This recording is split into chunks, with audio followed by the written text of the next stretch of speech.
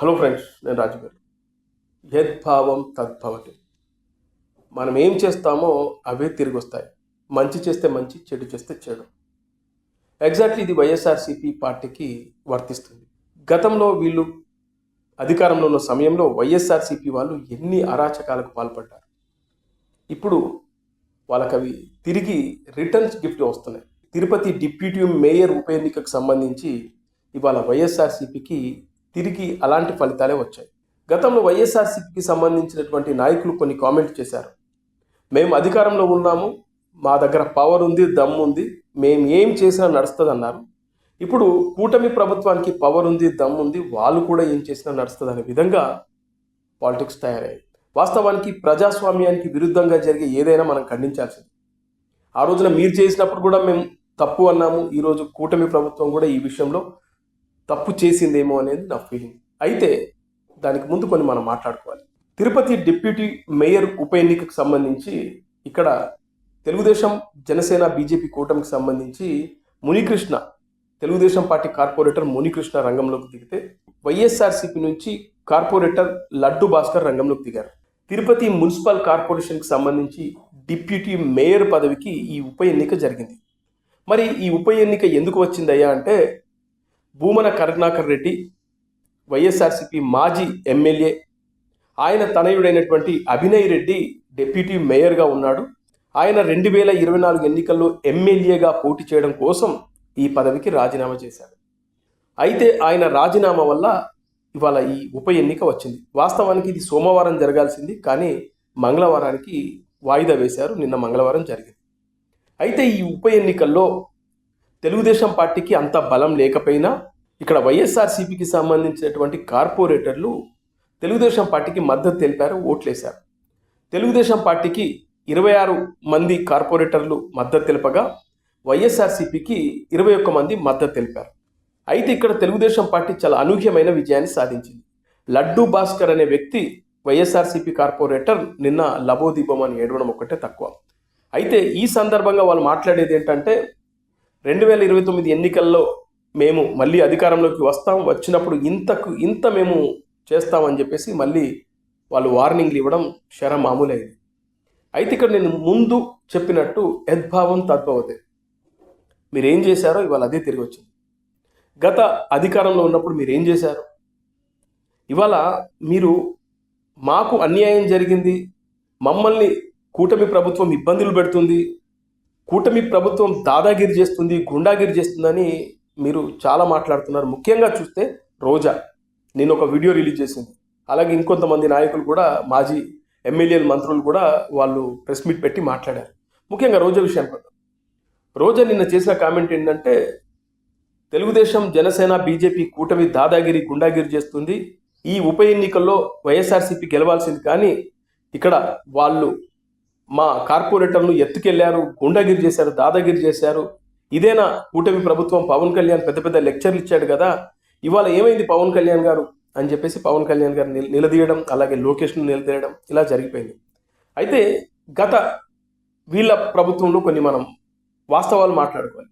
గతంలో స్థానిక ఎన్నికలు జరిగినప్పుడు, ఇదే మున్సిపల్, అలాగే గ్రామ పంచాయతీ, ఎంపీటీసీ, జెడ్పీటీసీ ఎన్నికలు జరిగినప్పుడు ఇదే రోజా ఏం మాట్లాడింది మనం అందరం మర్చిపోలేదు. నిండు గర్భిణీ శ్రీ జనసేన పార్టీకి సంబంధించిన ఒక మహిళ పశ్చిమ గోదావరి జిల్లాలో ఎంపీటీసీగా పోటీ చేస్తే ఆమెను ఎత్తుకెళ్లారు. ఇలా జనసేన పార్టీకి సంబంధించి సర్పంచులుగా, ఆఖరికి వార్డు మెంబర్గా పోటీ చేసిన వ్యక్తులను కూడా కిడ్నాపులు చేశారు. తెలుగుదేశం పార్టీ వాళ్ళైతే ఈ ఎన్నికలకు కంప్లీట్గా దూరంగా ఉన్నారు. ఆ రోజున జనసేన పార్టీకి సంబంధించినటువంటి నాయకులందరూ ప్రెస్ మీట్లు పెట్టి ఇది గుండాగిరి, ఇది దాదాగిరి అని చెప్పేసి మాట్లాడినప్పుడు రోజా ఒక కామెంట్ చేసింది. ఏంటంటే, అవునయ్యా, మాకు దమ్ము ఉంది, మాకు పవర్ ఉంది, గతంలో మీరు చేయలేదా? మేం చేస్తే తప్పేంటి? ఇప్పుడు గుర్తుకొచ్చిందా మీకు? ఆ రోజున తెలుగుదేశం పార్టీ ఉన్నప్పుడు ఏం చేశారు? వాళ్ళు కూడా ఇలాగే చేశారు కదా, మేము కూడా అదే చేస్తున్నాం. మీరు చేసినప్పుడు తప్పు కానప్పుడు మేం చేస్తే తప్పేంటి అని చెప్పేసి ఆ రోజున స్థానిక ఎన్నికల్లో ఒక్కడంటే ఒక్కడు కూడా నామినేషన్ వేయకుండా చాలా దారుణంగా ప్రవర్తించారు. ఆ రోజున చాలామంది మొత్తుకున్నారు, చాలామంది మాట్లాడారు, ఇది ప్రజాస్వామ్యానికి విరుద్ధం అన్నారు. ఎగ్జాక్ట్లీ కరెక్టే, అది ప్రజాస్వామ్యానికి విరుద్ధమే. ఎవరికైనా పోటీ చేసే హక్కు ఉంటుంది, నామినేషన్ వేసే హక్కు ఉంటుంది, ఎన్నికల బరిలో నిలబడే హక్కు కూడా ఉంటుంది. దాన్ని కాలరాసే హక్కు ఎవరికి లేదు. అప్పుడు అలాంటప్పుడు వైఎస్ఆర్సీపీ ప్రభుత్వాన్ని చాలామంది ప్రశ్నించారు, ఏంటయ్యా మీరు చేస్తుందనంటే, ఎస్ మేము ఇలాగే చేస్తాం, మేము పవర్లో ఉన్నాం, మీకు దమ్ము ధైర్యం ఉంటే వచ్చి పోరాటం చేయండి, వచ్చి నిలబడండి అన్నారు.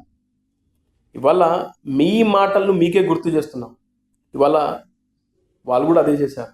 ఇవాళ పవర్ ఉంది, దమ్ము ధైర్యం ఉంది కాబట్టి వాళ్ళు ఇవాళ మీ కార్పొరేటర్ని వాళ్ళు కొనేసుకున్నారో లేకుంటే నయానో భయానో వాళ్ళు ఇటువైపు తిప్పుకున్నారు. మరి ఆ రోజు మీరు చేసింది తప్పు కానప్పుడు ఈరోజు వాళ్ళు చేసింది ఎలా తప్పు అవుతుంది? నేను ఇక్కడ తెలుగుదేశం, జనసేన, బీజేపీ కూటమిని వెనకేసుకురావడం కాదు. ఆ రోజున మీరు కరెక్ట్గా చేసి ఉంటే ఇవాళ వాళ్ళు కూడా కరెక్ట్ చేసేవాళ్ళు కదా. 2019 నుంచి 2024 ఎన్నికల వరకు ఎన్ని అరాచకాలు, ఎన్ని దారుణాలు. అసలు ఎవడైనా స్థానిక ఎన్నికల్లో పోటీ చేయాలనే ధైర్యం చేస్తే వాడిని మీరు ఎన్ని విధాలుగా చిత్రహింసలు పెట్టారో జనాలు మర్చిపోలేదు. ఇవాళ మీకు ప్రజాస్వామ్యం గుర్తుకొస్తుందా రోజా గారు? ఇలా వైఎస్ఆర్సీపీ చాలామంది నాయకులు మాట్లాడుతూ ఉన్నారు, మేము 2029 ఎన్నికలకు వచ్చేసరికి మేము మళ్ళీ గెలిచి మీ అంతు చూస్తామంటున్నారు. ఇంకా ఇదే, ఆ రోజు మీరు తప్పు చేశారు, ఇప్పుడు వీళ్ళు తప్పు చేస్తున్నారు, రేపు మళ్ళీ మీరు తప్పు చేయడానికి రెడీ అవుతున్నారు. ఇలాంటిదే వద్దు. ఇవాళ తప్పెవరిది? మీ వైఎస్ఆర్సీపీకి సంబంధించిన కార్పొరేటర్లు.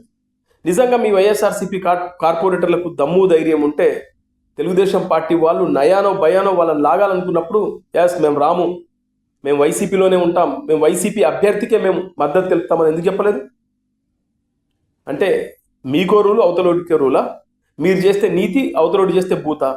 ఇప్పుడు ఇదే ప్రశ్నిస్తున్నారు జనాలు. ఒక్కరోజు అంటే ఒక్కరోజు రోజా ప్రెస్ మీట్ పెట్టి అవును మా వాళ్ళు చేసింది తప్పే అని చెప్పి ఆ రోజున మాట్లాడిందా? రోజే కాదు, ఎవరూ మాట్లాడలే. ఆ రోజు వెనకేసుకొచ్చారు. ఇవాళ ఏమో గగ్గోలు పెడతా ఉన్నారు. ఇవాళ పవన్ కళ్యాణ్ ఏం చేస్తున్నాడు? అసలు మీరు చేసిన అరాచకాలు చెప్పుకుంటా పోతా ఉంటే దానికి అంతే ఉండదు. అసలు కొన్ని గ్రామాల్లో అయితే జనాలు ఓట్లు వేయడానికి రాలేదు 2019 ఎన్నికలు. ఇవాళ నీతులు మాట్లాడుతూ ఉంది రోజా. అందుకే మనం ఏం చేస్తామో అవే తిరిగి వస్తాయి. అలాగని కూటమి ప్రభుత్వం చేసింది కరెక్ట్ అని నేను వెనకేసుకురావడం లేదు. ప్రజాస్వామ్యానికి విరుద్ధంగా ఏది జరిగినా తప్పే. కానీ ఇక్కడ వైఎస్ఆర్సీపీకి సంబంధించిన కార్పొరేటర్ల తప్పు అంతకెక్కువగా ఉంది. వాళ్ళు ఖచ్చితంగా బలంగా వైఎస్ఆర్సీపీ తరఫున నిలబడి ఉంటే ఇవాళ డిప్యూటీ మేయర్ పదవిని తెలుగుదేశం పార్టీ గెలుచుకునేదా? మీ దగ్గర తప్పు పెట్టుకొని అవతల వాళ్ళ వైపు వేలు చూపించడం ఎంతవరకు కరెక్టో వైఎస్ఆర్సీపీకి సంబంధించిన నాయకులు మరొకసారి గుర్తు చేసుకోవాలి.